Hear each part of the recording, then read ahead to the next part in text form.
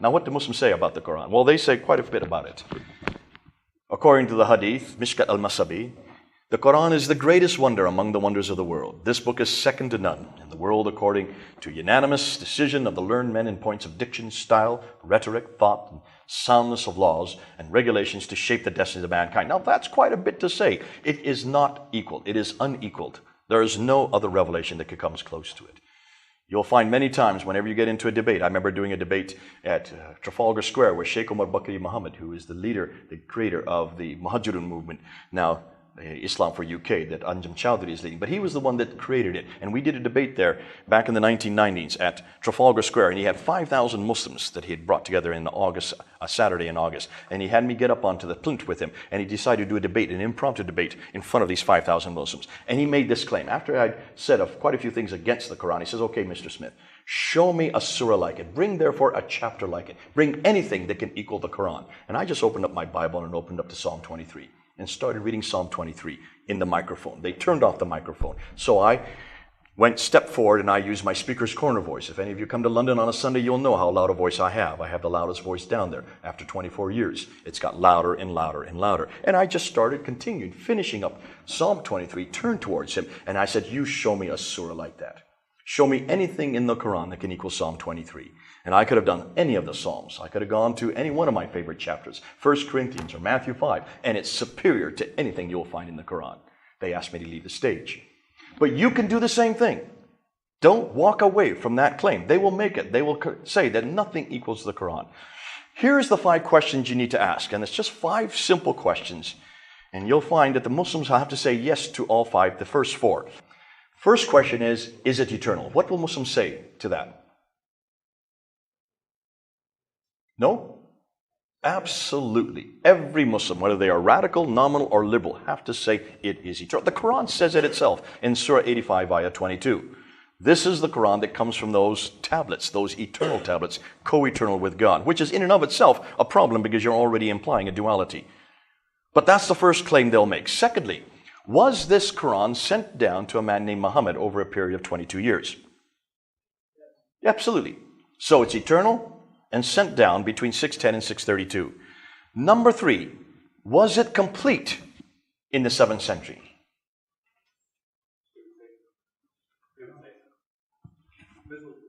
Absolutely. Every Muslim, whether they are radical, nominal, or liberal, will say, well, maybe the liberals won't. But there's very few liberals left anymore. Almost all of the Muslims, 99%, will say absolutely. It was compiled during the time of Uthman in 650, roughly 18 years after Muhammad's death. So, eternal, sent down, complete. Number 4, has it been changed? Is it unchanged? Absolutely, it is unchanged. So everything we see in the Quran today, every line, every consonantal, every diacritical mark, even some will say the vowelization, all of this is exactly the same as that which is in heaven, which was sent down to the Prophet over the 22 years, then compiled by Uthman. So just remember those 4 words. Eternal, sent down, complete, unchanged. This is so easy. Ask those 4 questions. Then number 5, prove it. Prove it. Which means they're going to have to come up with a complete Quran that's unchanged from the 7th century. That's all we're asking. And we're only talking about 1,400 years ago. If you come down to London, I will show you the Sinaiticus, the entire New Testament, all 27 books of the New Testament from the 4th century, right there in our British Library. Right next to it is the Alexandrinus. That is the entire Old and New Testament from the 5th century. Those 2 documents right there are 300 to 400 years older than the Quran. So certainly they can come up with 1 manuscript from the 7th century. Right? And they claim that they can. Every Muslim will claim that there are 6 manuscripts that exist today that are from the 7th century. Even the scholars claim this. Dr. Shabir Ali claims it. The reason why is because the traditions claim it. Bukhari claims it. Talks about Uthman. that Zayd ibn Thabit was given the responsibility to recompile the Quran. This is in chapter 6, verse 509 and 510 of Al-Bukhari.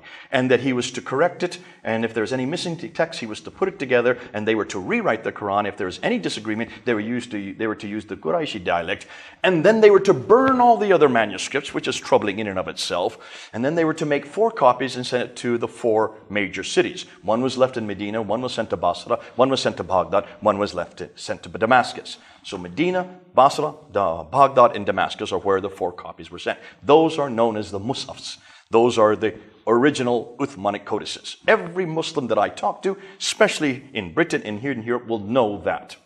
Okay? So, just take a look at the world that we're talking about.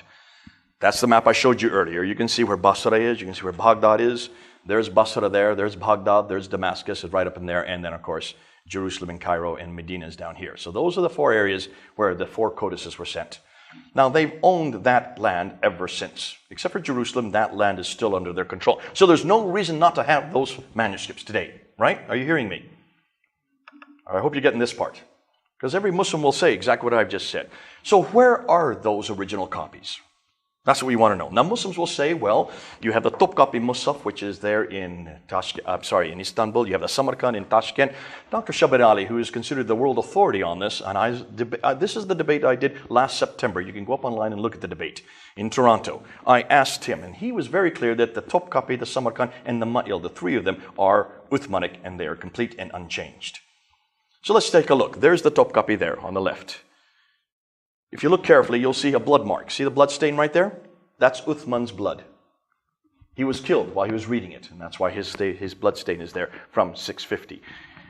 Here's the Samarkand. It's a little bit different. It's what we call a monumental text. It's much thicker. And here is the Ma'il. That's in the British Library. You can go see it. It's there on display.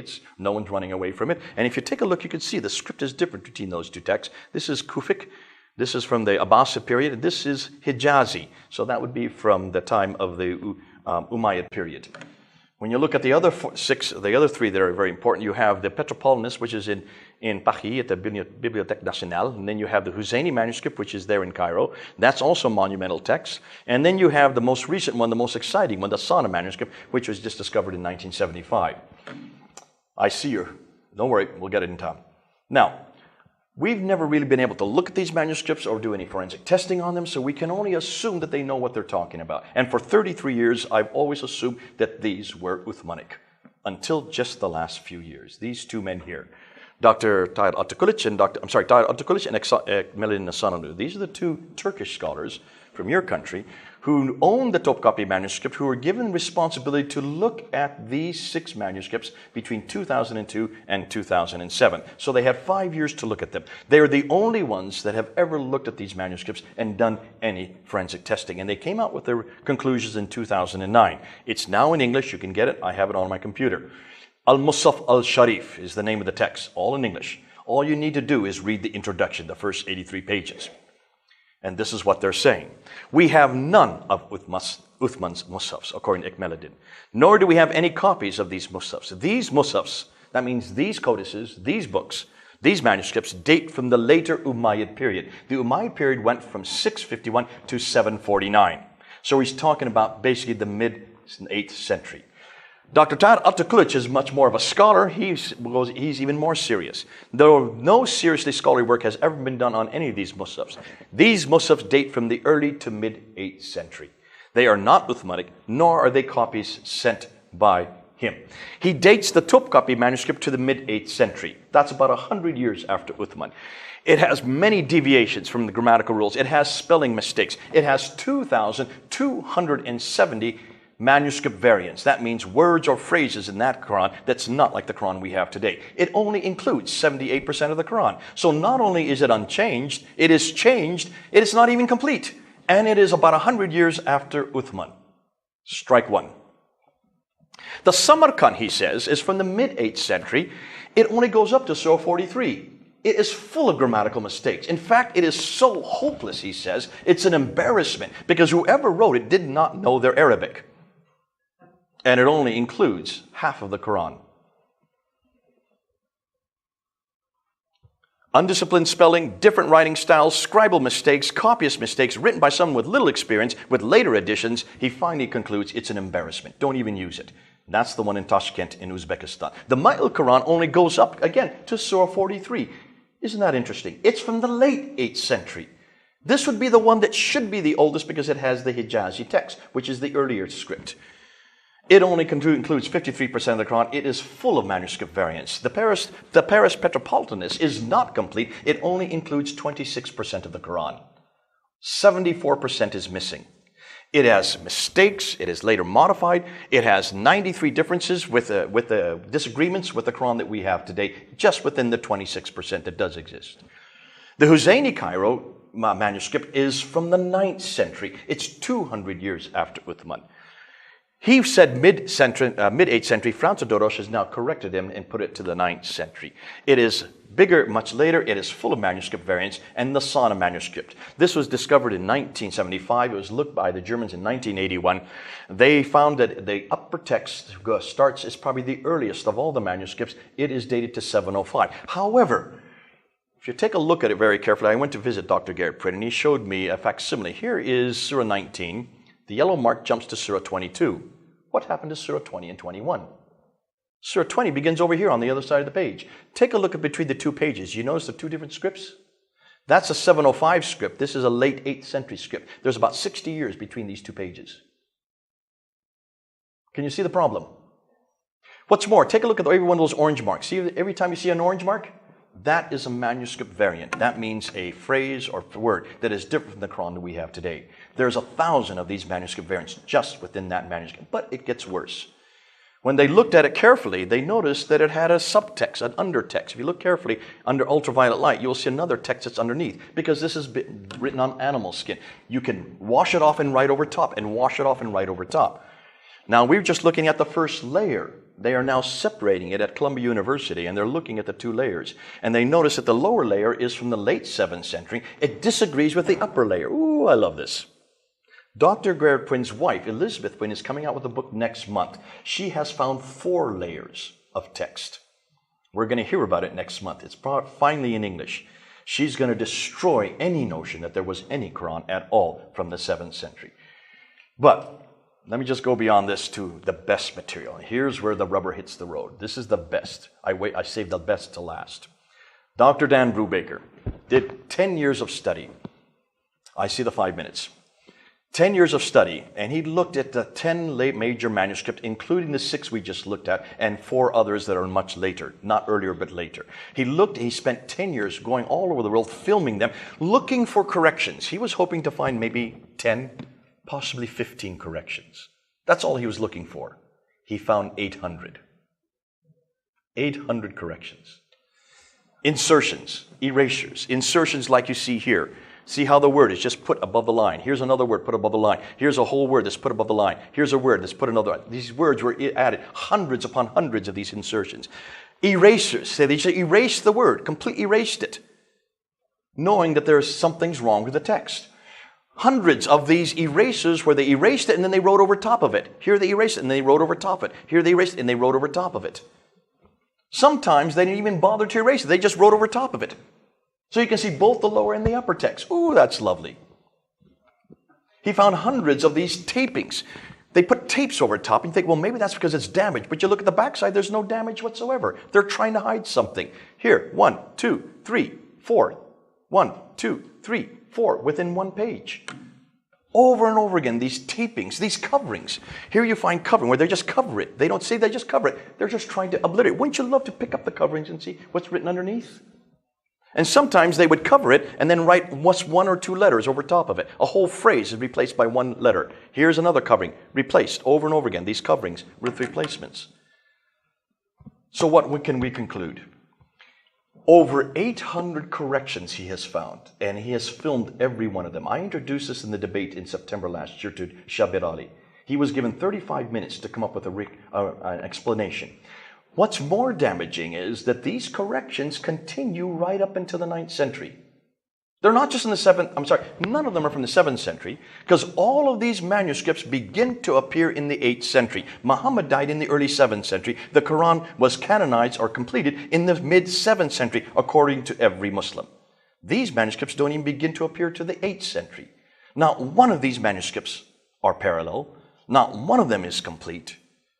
Every one of them has changes, and these changes continue right up into the 9th century. And most damaging, he's looking at the claims, at the changes now, and he's found that they are all standardizing the text, bringing the text to one uniform text, which means there was no Quran at all in the 7th century.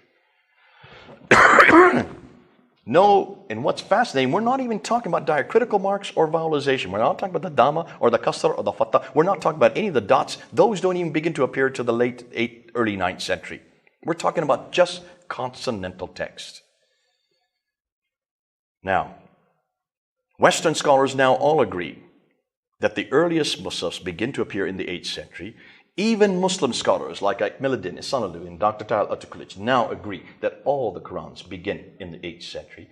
Islamic Awareness, the most prolific website that's up on the internet, have been a thorn in our side. They have finally agreed that all the earliest mushafs begin in the 8th century. The latest research shows that even those mushafs have 7 forms of corrections dating up until the 9th century. Therefore, I conclude, since Muslims cannot prove that there are any complete manuscripts from the time of Uthman, the Quran is not eternal, was not sent down, was not complete, and is not the same. Ooh, I love this. See how easy this is? See, we would never make this claim as Christians. We would never say our Bible is eternal. Please don't say that. We would never say that it was sent down. No, it was written by men here on earth, inspired by God, but not sent down by an angel and written piecemeal like a tablet's written. We would never make those claims. Complete, yes, we would make the third claim, that it was complete when it was finished in the original manuscripts. Change, yes, we know where the changes are. We even warn the readers that the end of Mark 16, from 9 to 20, are possibly not from the original manuscripts. We don't have the original manuscripts, and they're not found in the earliest Greek manuscripts. John chapter 7, verse 53 to John 8:11, that could be a later interpolation. We put the possibility out there, and we warn the reader. We even put lines before and after to warn the reader that these changes are there. So we would never make these claims. Do you see how easy it is? But hold on a minute. See, the Bible is not the only Word of God that we have. There's another Word of God who took on flesh and dwelt among us. The Word of God, the Logos, right? Is He eternal? Was He sent down? Was He complete? Is He unchanged? Ooh, we've got what they're looking for. See, everything they want, we've already got. His name is Jesus Christ. Bring Him home. Bring Him home. Now, let's just finish. I see I have to summate this real quickly. The books are now published which question the classical account of Islam's beginning. Why are there no Muslim sources for 200 years of Muhammad's biography? Why do the claims they make not fit the historical record? Why are the geographical references so few and confusing? Why do they all seem to be much further north? Why are there so many references to vegetation which wouldn't exist in Mecca? Why is Mecca not mentioned until 741, nor included on any maps until 900? Why is Mecca not on the trade route? Why do all the Qiblas face Petra for the first 100 years, then are confused for the next 100 years, and aren't standardized until 822, 200 years too late? Much of what we know about early Islam is thus in doubt. Much of the Quran is also in doubt. None of the earliest Muslims are from Uthman, but begin to appear much later around the time of Abdul al-Malik, suggesting that Muhammad had nothing to do with the Quran. Ooh, I love this. And that's what I said at the debate. Shabir Ali got angry. And he said, I hope you're saying this tongue-in-cheek. And I said, I am not saying it tongue-in-cheek. It looks like Muhammad had nothing to do with the Quran. Therefore, who is Muhammad and what is his purpose? Please don't you say that, let me say it, okay? It's up on YouTube. That debate that we did in September, now 80,000 people have watched. And this is bringing people to the Lord. Because this same question was asked of our Bible in the 1800s. These questions were all confronting our Bible. Documentary hypothesis, redacted criticism, source criticism. We have answered every one of those criticisms. We're now applying the same criticisms to the Bible, and we're bringing people home. God bless you. We need to stop there. We need to put it on.